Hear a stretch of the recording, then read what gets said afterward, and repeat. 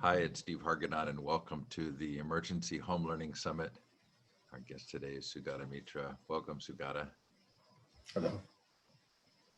Thanks so much for being here.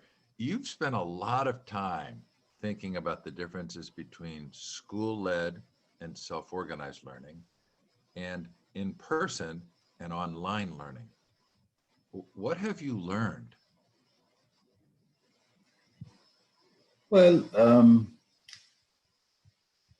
the first thing that I learned, which is perhaps would sound pretty obvious, is do not teach a learner what he or she can learn by himself or herself. Do not teach learners what they can learn by themselves. That's better. Do not teach learners what they can learn by themselves. Now, I guess if you're listening to this, you might just say, what's so great about that? I mean, isn't that kind of obvious?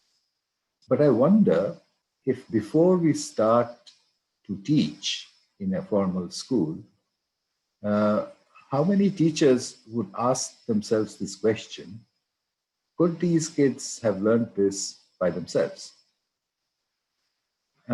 I don't think that that's a common question that teachers ask. I don't think they've been taught in their teacher training programs to ask this question. So they take the syllabus that they have and they assume that this has to be taught. So that's the first comment. The second comment is that how do children learn things? And I'm sure that there isn't just one single answer to it. But one of the mechanisms that I found, which I found to be a powerful method, is that children often learn collaboratively. When they huddle together and they talk to each other and they learn stuff. And one child says to the other, "Hey, did you know this?" And the other guy says, "Oh, I didn't know that."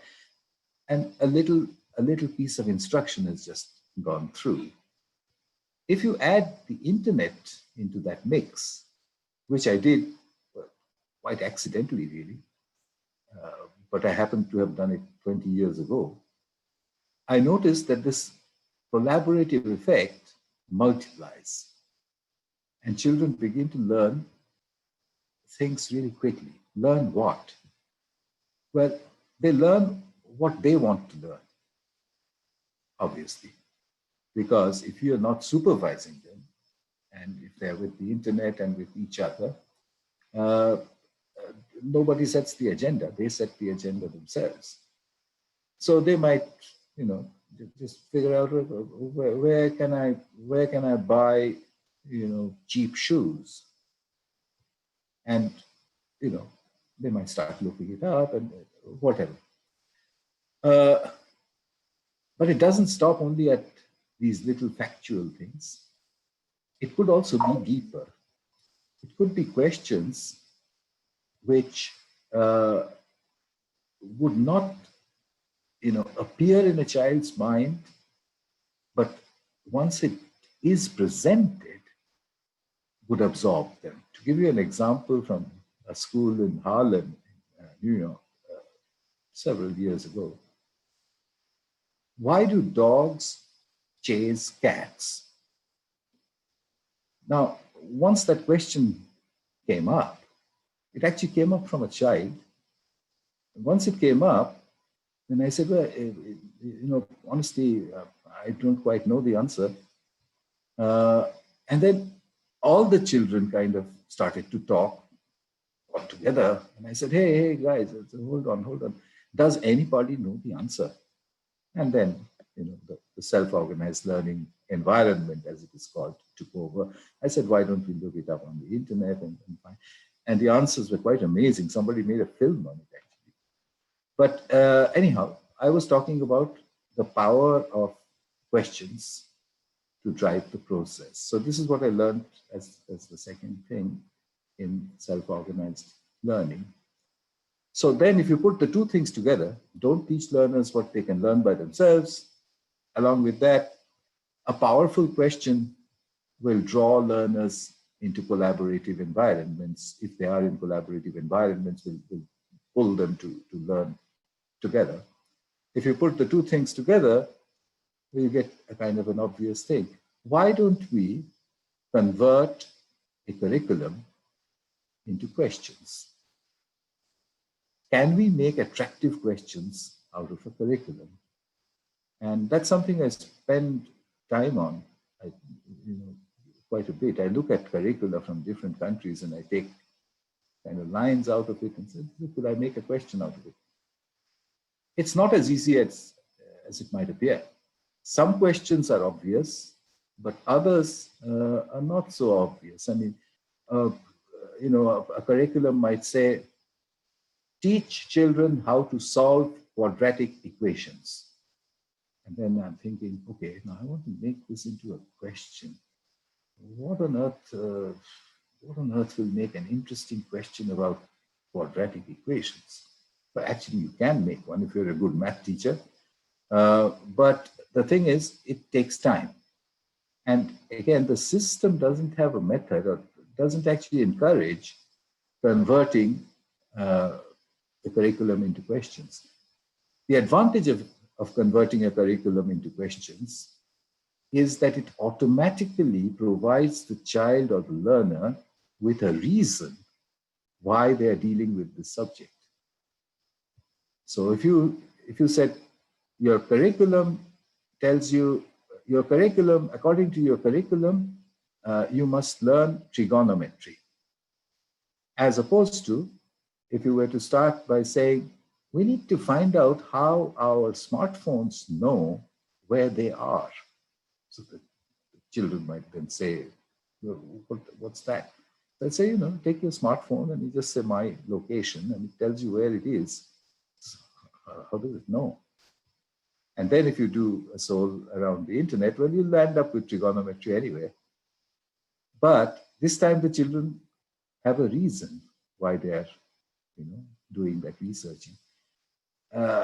Teachers who have been following my work sometimes make the mistake of making, you know, absurd questions.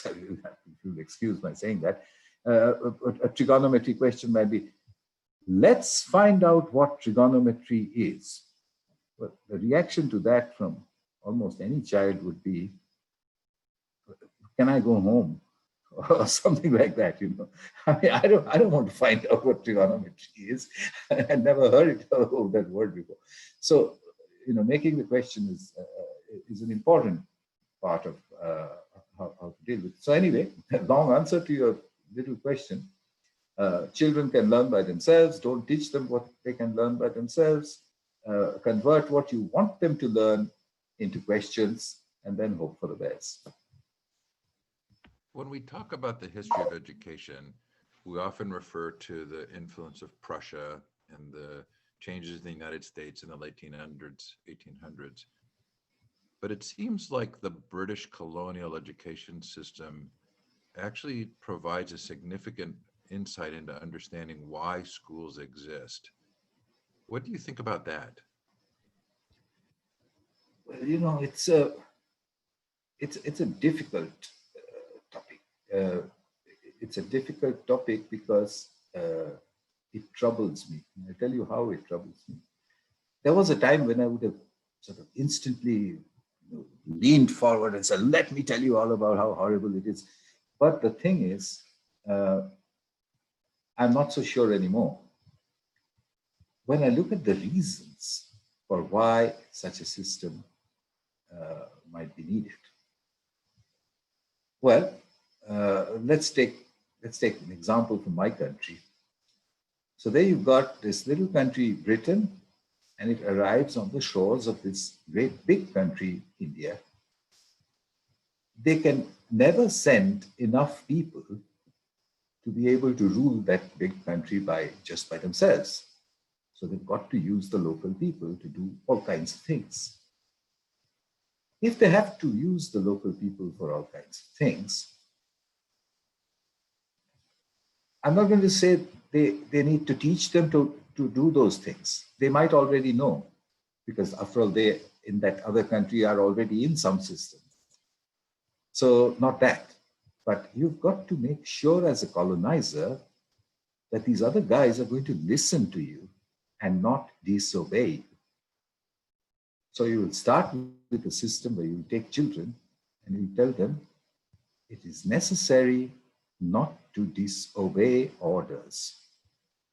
In order for society to function properly, there are people who give orders, there are people who receive them and carry them out. And this is very necessary. So, what are you doing then? What you're doing is you're preparing a population to do things for you that you and your friends together cannot actually do because there aren't enough of you. That's what happened in the case of Britain and India. And they kind of dismantled the existing education system, which, by the way, was also by the previous rulers of India who were also not indigenous to India. They dismantled that system. Then they found an almost underground system, which was the old indigenous education, which was mainly based on philosophy more than anything else, which was the Vedic, the old, people often call it Hindu, but I don't want to use that word. I would base it on Vedic texts, which are basically philosophical texts, which talk about, why are you born? What do you think your duty is in life? What do you think makes a good life, etc., etc. The British discovered that there was this underlying education system which was about all of this. And they were horrified, I think. They dismantled it immediately and replaced it with a set of, well, not religious, but logical value systems. What was the logical value systems? Do the right thing. How do you know what the right thing is? Somebody will tell you. So that was the system which fell into place. And it had the desired effect. It worked for 200 years in India. It continues until today, where instead of the colonizer, you now have the bureaucratic administrative system. Okay, they don't think of themselves as colonizers. But you know what? I think anywhere, they like power. They wouldn't be in that job if they didn't like power. It's a pretty rotten job otherwise, the administrator's job. So they, so they like this, and therefore, again, the education system can be of use to them if it's, engineered in that way. So colonial education has a purpose, and if you want to put it in gross terms, I would say what was the purpose? What is perhaps the purpose even now? To produce good quality servants and housemaids, and to make sure that not too many people aspire to be anything other than those two. Okay, for obvious administrative reasons.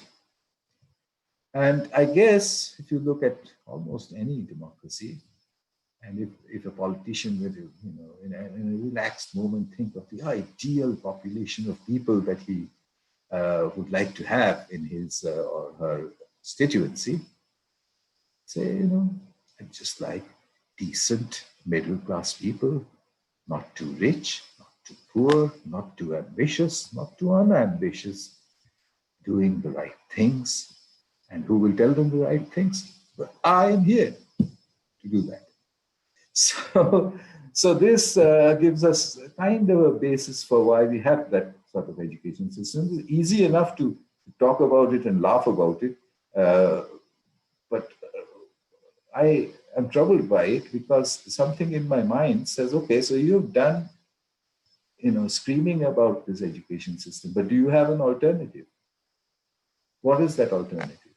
How is it any better than what's already there? And I don't think I do at this moment. not the whole thing. So to that extent, I would say that yes, you heard my criticism, but you haven't heard any solutions from me. So what is it worth? So, does it help at all to look at the way in which food is produced and distributed? Food is an important essential commodity for us for our health and well being, but it's not structured and managed the same way that learning are. So, you say, okay, there's this uh, social organizing function of schools, and then there's the story of individual learning. Maybe the food industry is closer to the self-organized individual learning than schools are. So could that be a model for us? It could be if we take uh, a model or an example where the food distribution industry actually is doing everything that it was meant to do or it should do. Uh, in many of the developing countries, I don't think that situation exists.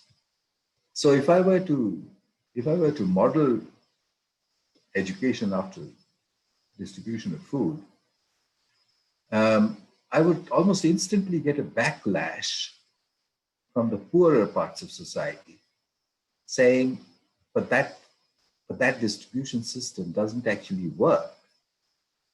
So what are you going to teach us? And then I would say, it's about agriculture, about transportation, pricing, market forces, etc. I could go on, and it is part of school curriculum in many countries, but most of the time, both parents and students would say, at the end of the day, it doesn't work. So we don't know why you're stressing it. So coming back to what should we do about food distribution as a basis for education, but we have to take a country where it works perfectly well. If we can get one, and if we do, then maybe you can make an example out of that. But for the average country where it doesn't work, I don't think that strategy is going to be of much use. So let's take the example of a family now where the child is in the upper levels of secondary education. They've gone to a home learning circumstance and they don't know what to do. They're seeing the degree to which schooling has been less about learning and more about social organizing. There's lots of bureaucratic rules, time in front of the computer. What advice would you give to that student or their family about succeeding in this moment? Well, I guess that would really bring into focus a related question, which is what is it that you were sending your child to school for? Okay, and I'm trying to pretend to be a parent today. I have been a parent, but that was quite some time ago. But I try to pretend. It's not pretense. I mean, I am in touch with a whole lot of parents, and actually, I'm lucky that I'm in touch with parents all around the world, every single country. And there are certain things that almost all of them say. The first one, so that my child can get a job. Okay, I mean, I'm putting it in very black and white terms. It may be put in many different ways by different parents, but particularly in the developing world, in the poorer parts of this planet, so that my son or my daughter can earn a living. Okay, and I think why say poorer parts of the world? It's actually true of almost any part of the world. Which parent would say, I don't want my son to or my daughter to earn a living? So, in order to earn a living. So, so what is it that you would expect school to do so that your child can earn a living? where the school should, teach them the things that they need to know uh, in order that they can. And if you stop there and say they can what, and then comes the second very common answer, so that they can go to university. So you say, wait, hang on. Not so that they can earn a living, but so that they can go to university. Presumably because they would earn a better living if they had been to the university than if they had not. Now, at which point many parents would agree. Not all, but many parents would agree and say, yes, it would be better. Uh, Parents who are themselves university graduates will vigorously say, yes, the child must, must go through a university education that sort of round them off and et cetera, et cetera. The parent who have themselves not been to a university, surprisingly, would say, I don't want my child to go through life the way I have. I think they should go to the university so that, and I'm quoting many Indian parents, so that they can live like them. Like them. Okay, all right, like them. So you send your child to school so that he or she can be and become like them. That them is there in every country. It will be different from country to country what that them stands for. But it is there. Every parent in the back of their minds knows what that them is. And there are many cultural stereotypes in that. So that your daughter can become a famous film star. Well, if she's really interested, I wouldn't stop her, but that sort of thing. Uh, so, would you like your son to become a great mountaineer? Well, I would be very proud if he became a great mountaineer. Uh, yes.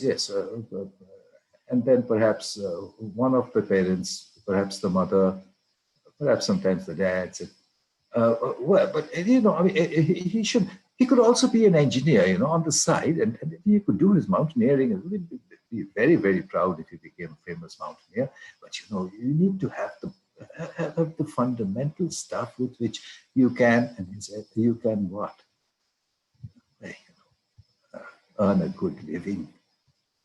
And you can hear the subconscious saying, and be like them. So this is, I think, why children are sent to school by their parents.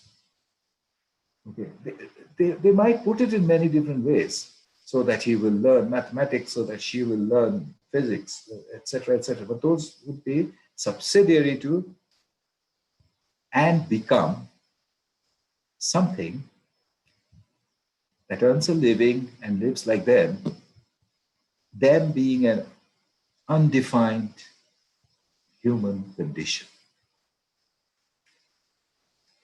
Schools sometimes can take advantage of that. In the case of colonial education, them were the rulers. In India, they're called sahibs. Sahib was the name for the white ruler. And if you went to a good school, then you would come out and you might look and behave and be like a sahib. It could be of great value to the parents if that happened. So that was them. In another society, in a capitalist society, in a money-driven society, like much of the Western world today, it might be that you can make a success of yourself. A success? Yes, a success, which means you would have lots of money. That's kind of given that success involves having a lot of money. Uh, a lot by whose standards?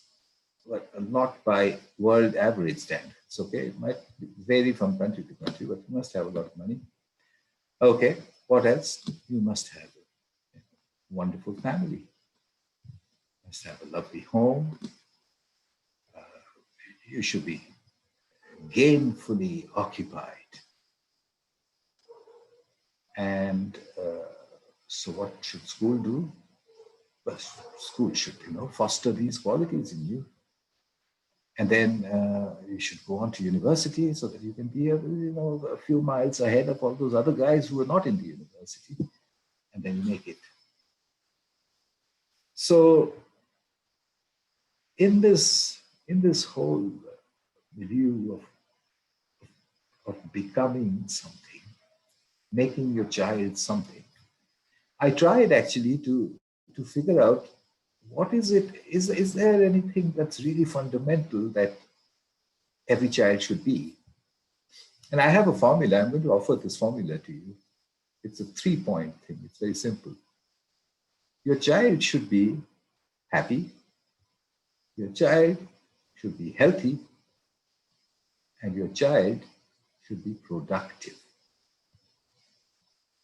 Now, the third one, productive, is obviously, it's a very wide word. What does it mean? Productive, meaning that they would, let me put it this way, that they would contribute more to society than they would take from it. Suppose I were to make that as a definition. Just a little bit, contribute just a little bit more than you take. Maybe that could be a definition of productive, whatever it is you want. The other two are actually deceptively simple. Happy. We don't know anything about it. Do we? Happy. We all know when we feel happy. We all know when we feel not so happy. But we don't know what that is. And we've been chasing that idea thousands of years across continents, across countries, trying to figure out what does happy mean.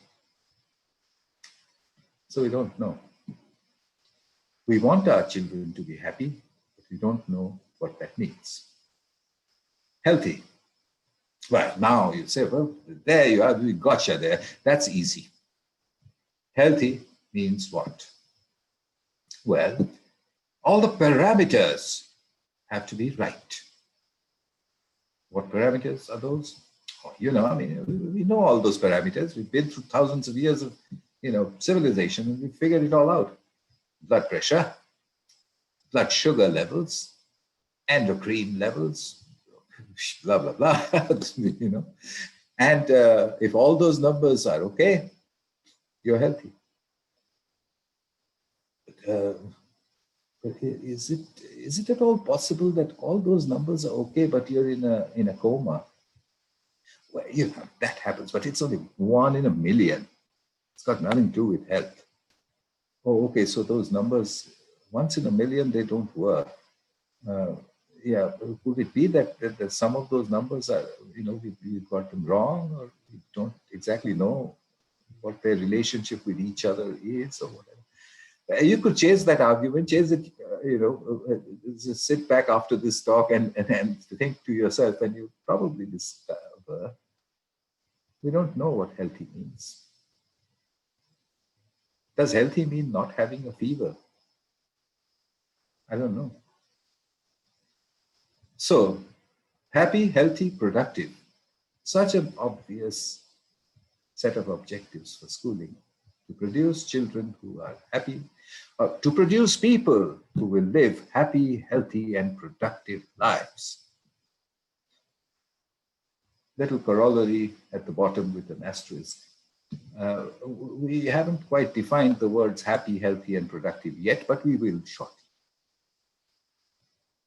So that didn't get us very far, but I chased this up. By the way, this is actually, it actually got published, or it's going to be published. I think you can see it this month in a journal called Journal of Learning for Development. It's published out of Canada, and it's about children and the internet, where I took these three things: happy, healthy, productive, and tried to blow that up into a curriculum to say that whatever it is that we have in a curriculum uh, should contribute to one or the other.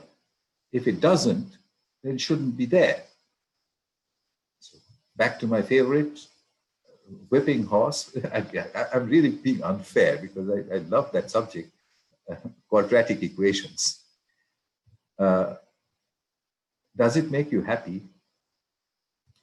Well, Steve, I mean, no matter how serious you look about it, I think I can see in your eyes that it doesn't really make you deliriously happy to think of quadratic equations. And neither does it make people, anybody deliriously happy to think of quadratic equations. It doesn't seem to have much to do with happiness. Does it make you healthy, knowing how to solve one? No, not really.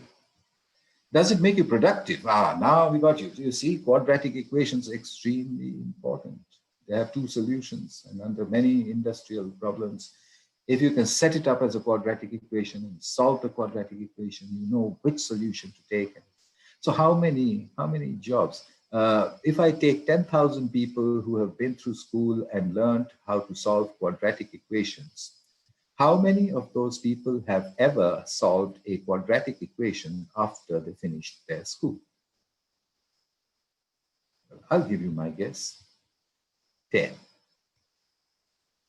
So what about the balance, the 9,990 people who went through the same 1 year of quadratic equations, but never ever had to solve one?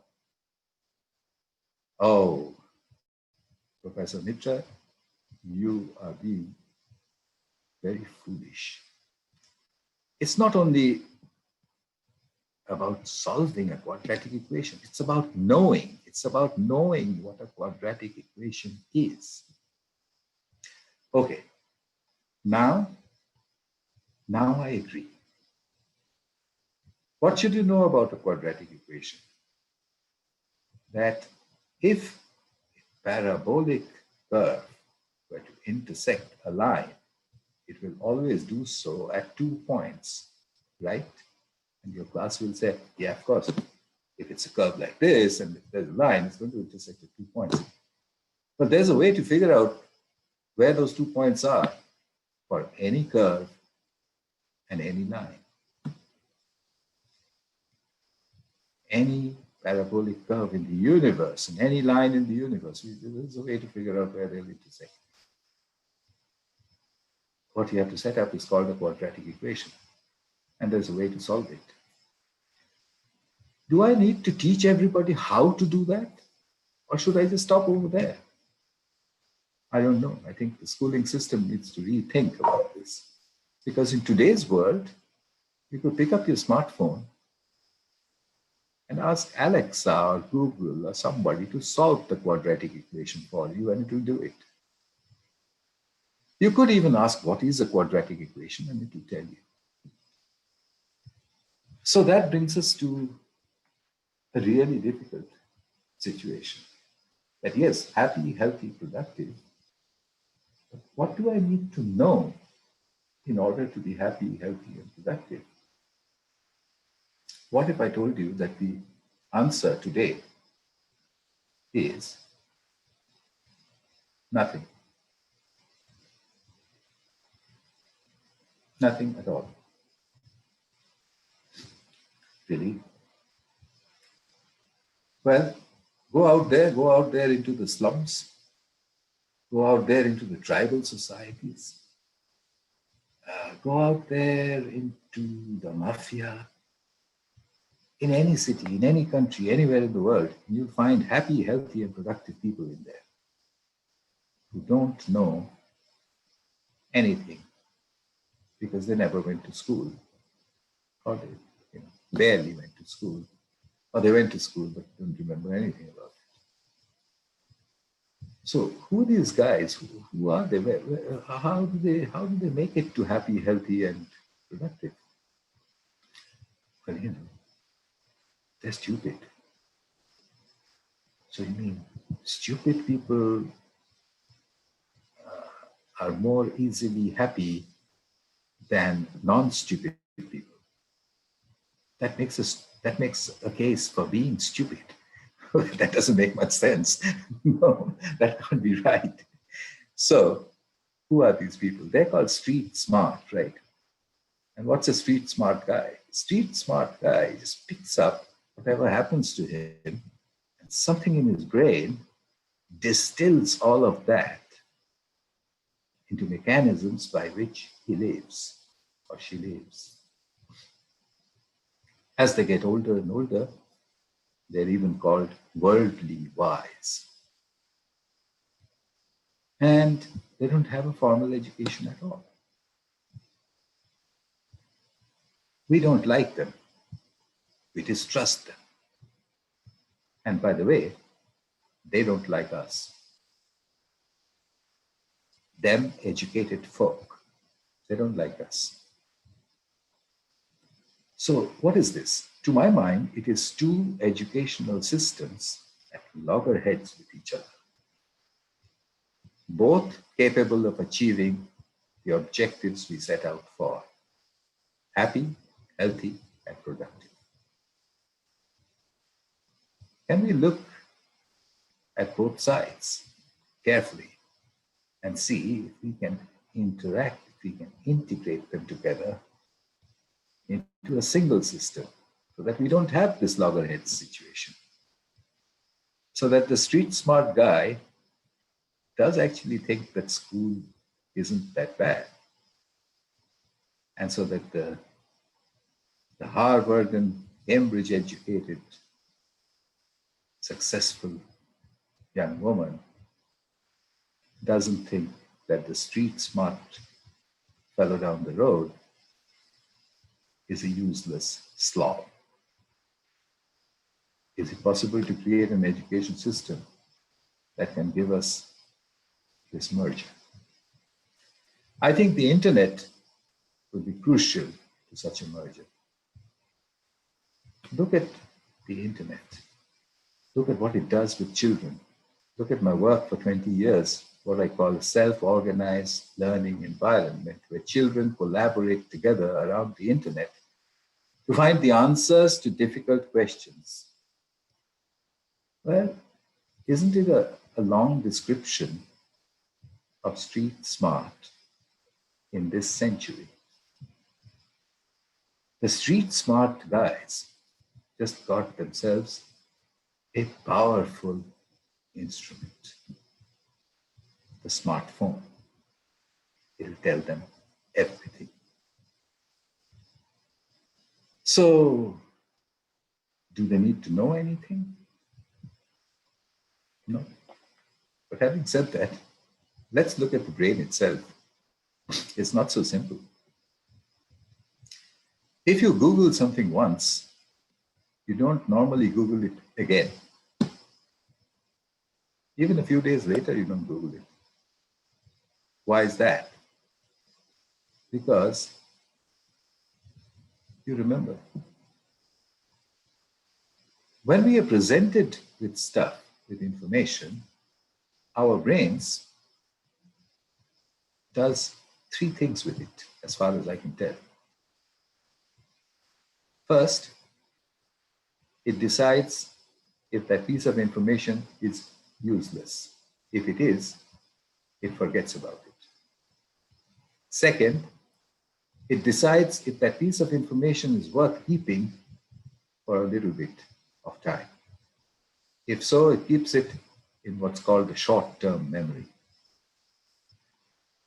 And third, if it decides that this is really important, this is really important for my life, for my family, for the planet, then it puts it in another part of the brain, somewhere inside, the long-term part, where it's kind of codified and, you know, moved into boxes, attached with each other, just like what they try to do in school, except that the brain does it really fast, it does it by itself. And by the way, there is also a fourth part. I should have said four, I said three for a reason, because nobody understands the fourth part. There are certain kinds of information which, when the brain receives it, it codifies it into some really peculiar transformative form, changes it completely. And then it puts it away into a place which is inaccessible as far as we know. That place is called the subconscious. We have been trying to figure out why it's there. It pops up in our dreams sometimes, taking everyday objects and showing them to us as something completely weird, something completely different. But anyway, back to street smart. When the street smart guy solves a problem, his or her brain decides where in these four sections that information should be kept, if at all. So therefore, there's learning going on. That is the reason why by the time that guy is 70 years old, he's called worldly wise. Because he's got a brain that is truly learned. It's learned from life, from experience, from all over, from everything. And these days, increasingly from the internet. It's condensed all of it and put it together. It's just that what's the difference between that guy and the guy who went through school and university? It's just that all the knowing was not condensed into the first 17 or 20 years of life. It was spread across the entire life. That's all. And why do we want to squeeze it all into the first 17 years? That'll take us back to the colonial times. If you do it for the first 17 years, then you have a young man or a young woman who is 17 years old. Schooling's over. Why is it over? Well, if I was in a nasty mood, I would say at 17, you're strong enough to kill other people. I'm talking about colonial times. Okay, hang on. I'm not talking about now. So don't look scared about your 17-year-old in the bedroom. But they are ready to be servants of their masters. Could that be the only reason why school stops at age 17? I don't know, but I think there's a good chance. So we tried to squeeze that education into those first 17 or 18 years so that this fellow can then be productive in society after that, immediately after that. The street smart assumption is even worse. At age 5, the child is capable of doing simple little tasks. Put them to work. Learning, that's going to happen throughout their lives anyway. Remember Slumdog Millionaire, the film? That was about this. So, which one is the more horrible of the two systems? Which one? You tell me. So what should we do?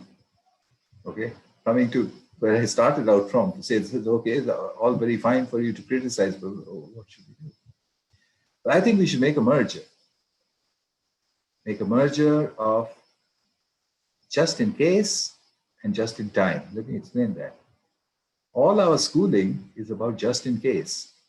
Back to my quadratic equations. Why were you taught about how to solve a quadratic equation? Because just in case, if you ever had to solve one, you would be able to. Well, actually, you wouldn't be able to because you would not remember a word of it. But Anyway, the assumption is that that was the reason why you were taught that. The street smart method, when you face the problem, you should be able to solve it just in time. So you face this problem, you need to solve a quadratic equation. Catch the nearest guy who looks as though he can solve one and beat the hell out of him until he does so. Okay, just in time. We need, I'm joking, okay? I couldn't think of a better example. Uh, but we need to combine these two methods, just in case and just in time. And that, I think, will give us the education that works for today. Look at the COVID infection. How much does your formal schooling, the first 17 years of that, brain packing that they did, how much is that helping you to confront this virus? Did you know that a mask is a good thing to wear? Did they teach that to you in school? No, you learned it just in time. Did you know you should keep social distance so that the virus doesn't jump across? Did they teach that to you in school? I don't think so. You learned it just in time. You learned it from TV. You learned it from the internet. And then you picked it up because you were in a desperate mess. You didn't want to catch that infection. You learned. And now you know. So, where do we go from there?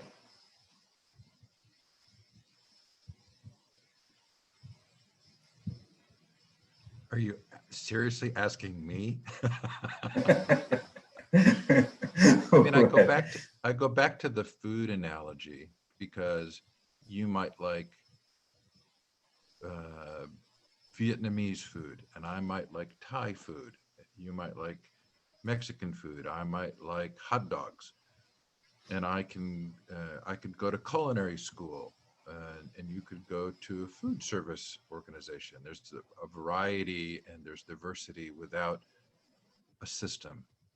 So I guess the question I'm left with is, if we're looking at the system and finding its flaws, is the solution to create another system, or is it to figure out how to allow things to happen in a more free market kind of way?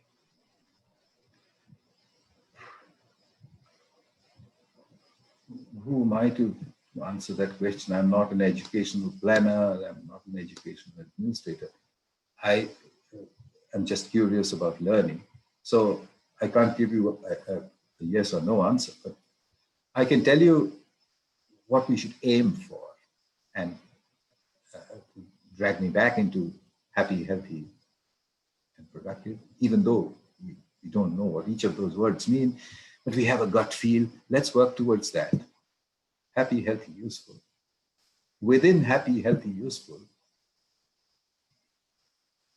there's a problem.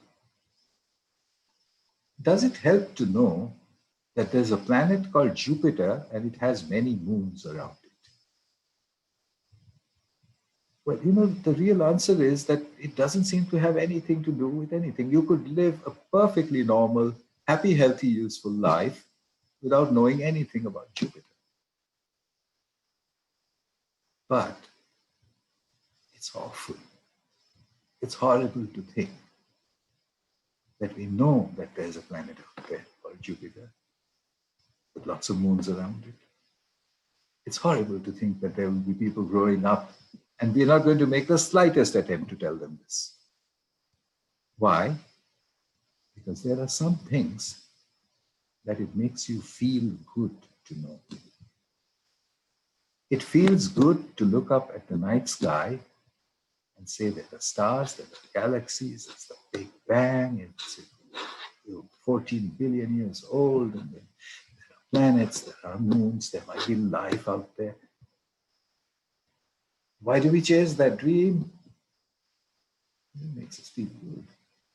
That's all. Why does every child say that I would like to go into space? Why does every adult say that? Why do I say that? I'd love to go up into space. I'd like to go to another planet. Why? And I might make up some very serious sounding excuse. That is the only hope of humanity. You see, one day we will fill up this planet, we won't have enough to eat, and that day we will find another planet like the Earth, and we will.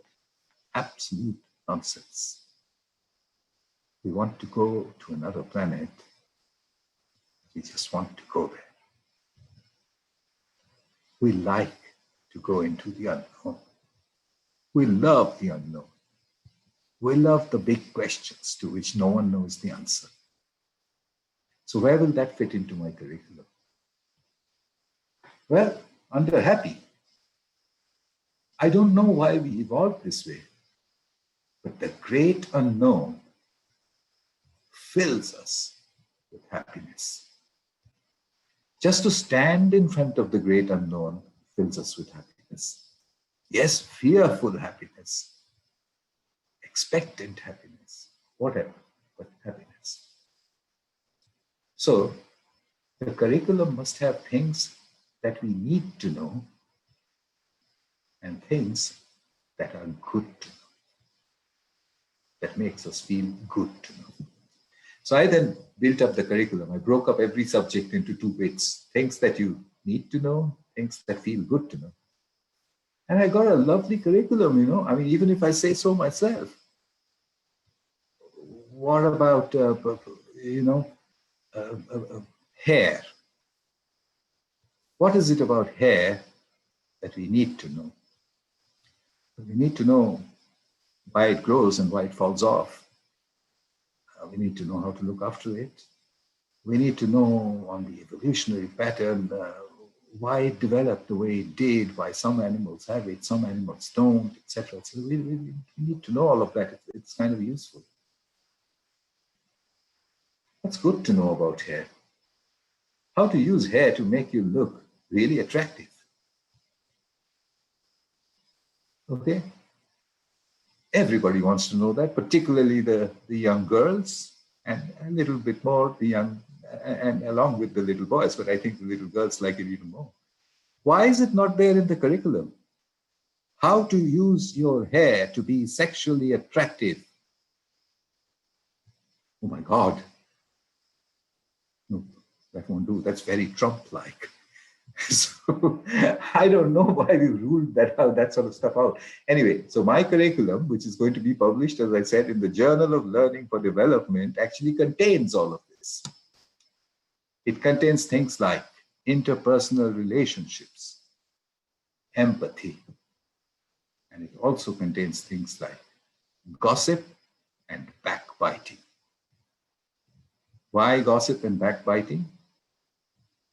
Because under certain circumstances, they make us feel good. Sorry, that's the way it is. So you can build that curriculum. Once you build that curriculum, then you have the question of pedagogy. How would you learn it? Well, there I have 20 years of work. It shows self-organized learning can take care of much of learning. Remember the first sentence? Don't teach the learner what they can learn by themselves. So first give them a chance to learn by themselves, and then go back to teaching if you absolutely have to. There are lots of other methods. There are great thinkers who have thought about ways of learning. Then comes assessment. How do you assess?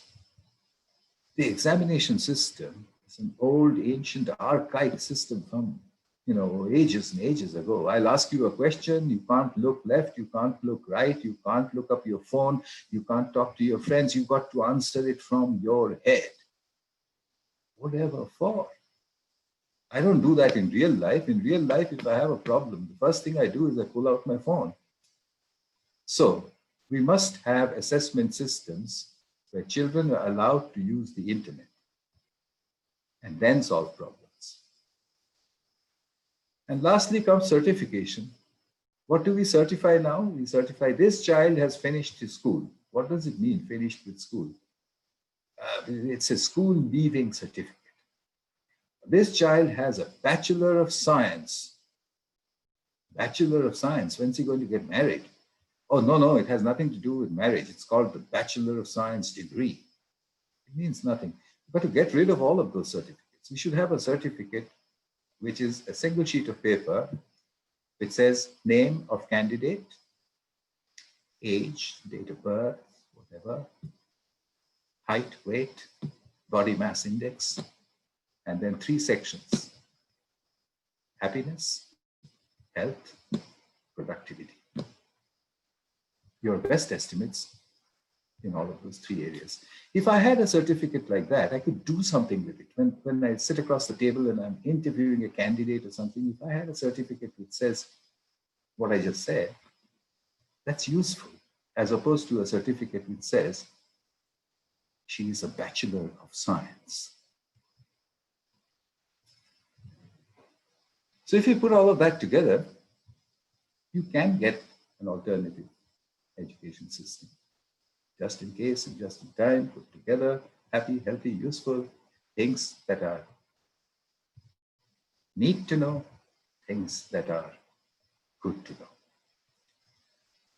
Assessment, the internet, collaboration, and certification, which is real. But I'm going to leave it at that.